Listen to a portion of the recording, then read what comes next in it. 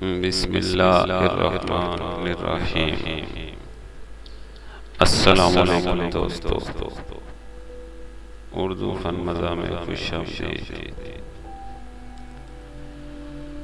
برائے مہربانی چینل کو سبسکرائب کیجیے اور ویڈیو کو لائک اور شیئر کیجیے۔ ایک سعودی شخص نے فلپائنی عورت سے چھپ کے شادی کی۔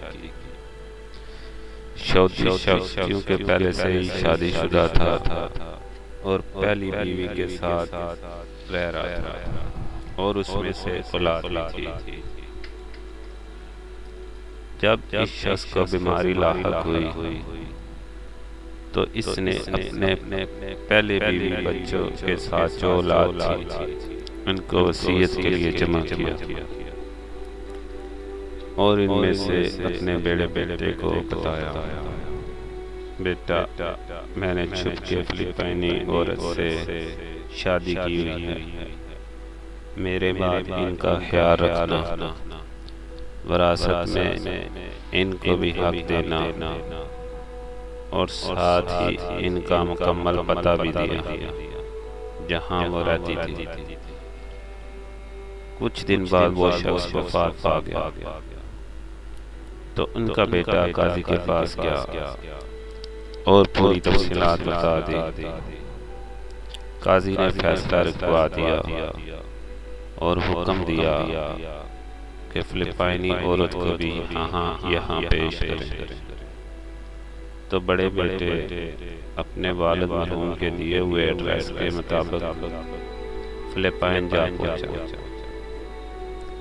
بڑی مشکل سے اس گلی میں پہنچا جہاں وہ عورت رہتی تھی۔ دوسری طرف وہ عورت جو اس کے والد کی زوجہ تھی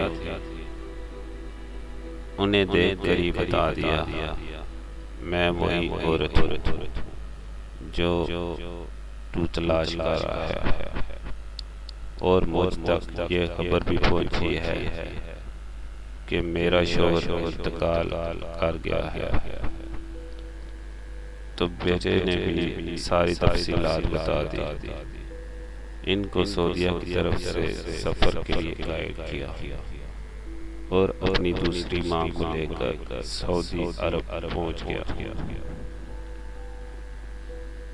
جب وہ قاضی کے پاس پہنچے تو اس عورت کے حصے میں 8 لاکھ ریال آیا اور ساتھ ہی قاضی نے حکم دیا ان کو عمرہ کی ادائیگی کے بعد فلپائن روانہ کیا جائے۔ بڑے بیٹے نے ایسا ہی کیا۔ اس واقعے کے ٹھیک 4 سال بعد بڑے بیٹے فلپائن اپنے دوسری ماں سے ملنے اور حال احوال پوچھنے کی غرض سے گیا تو وہاں پہنچ کر اس کو بہت تعجب ہوا۔ اس سے کہا، ماں جی آپ کو اتنی بڑی رقم وراثت ملنے کے باوجود وہی پرانے خستہ حال مکان میں رہ رہی ہے۔ ماں جی نے اس کا ہاتھ پکڑ کر ایک جگہ پر لے گئے جہاں ایک اسلامی ادارہ قائم تھا۔ وہاں حفظ قرآن کا شعبہ بھی تھا اور یتیم خانہ بھی۔ ماں جی نے کہا، بیٹا سر اٹھا کے ادارے کی بورڈ کی طرف دیکھنا۔ بورڈ دیکھ کر بیٹے کی آنکھوں میں آنسو امڑ آیا کیونکہ بورڈ پر ان کے والد کا نام لکھا ہوا تھا۔ اس نیک صف عورت نے کہا، میں نے یہ ادارہ اپنے وراثت کے پیسے سے بنایا ہے اور اپنے شوہر کے نام پر وقف کیا تاکہ ان کو اس ادارے کی وجہ سے ثواب ملتا رہے۔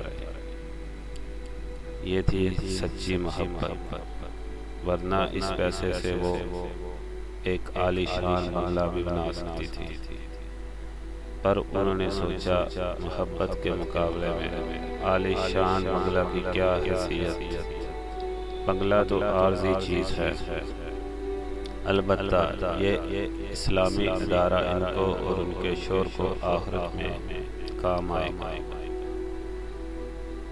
جب بیٹا سعودیہ واپس آیا تو اپنے دوسرے بھائیوں کو بھی اس بارے میں آگاہ کیا۔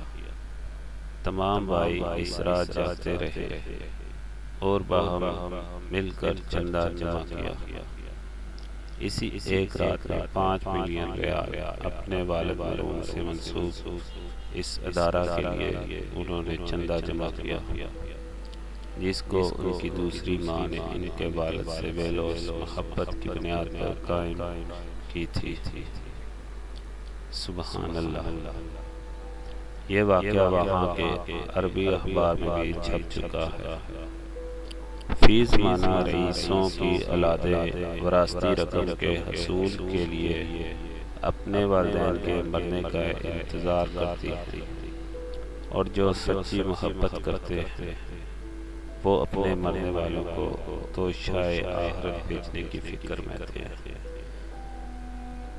ویڈیو دیکھنے کا بہت بہت شکریہ۔ اللہ حافظ۔